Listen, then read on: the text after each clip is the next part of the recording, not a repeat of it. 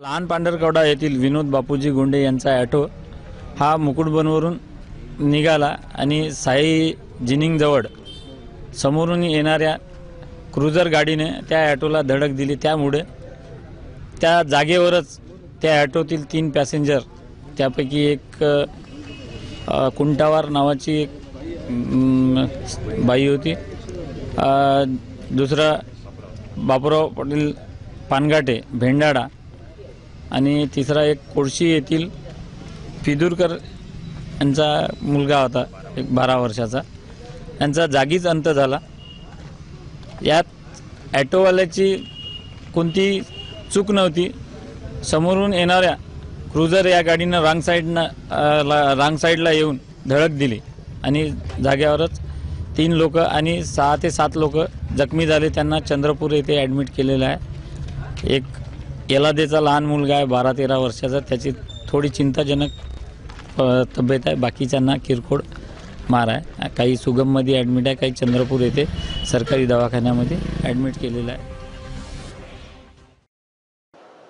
अशीच सलग दुसऱ्याही दिवशी भीषण अपघाताची मालिका कायम राहिली आणि शिंदोला उमरीजवळ झालेल्या वेगवेगळ्या अपघातात पुन्हा दोघांना जीव गमवावा लागला. तर वेगवेगळ्या घटनेत वणी आणि तेजापूर येथील 2 जणांनी फाशी घेऊन आपली जीवन यात्रा संपवली. बघूया आवाज माझाचा विशेष वृत्तांत.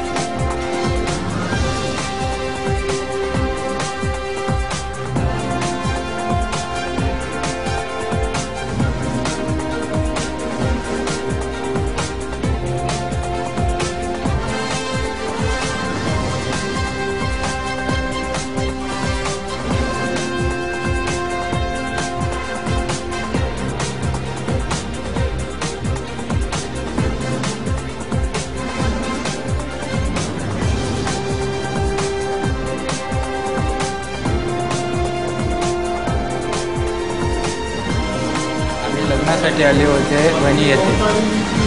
आमचं लग्न पूर्ण आपटून झाल्यानंतर आम्ही परत निघाले होते गावाकडे. ज्यावेळी आमचं गाडीचं तो चालवणारा आहे तो त्यांचा डोळा लागला, त्या लागला तो मला माहीत नाही. त्यांचं त्यावेळी आमचा अपघात झाला. मग ते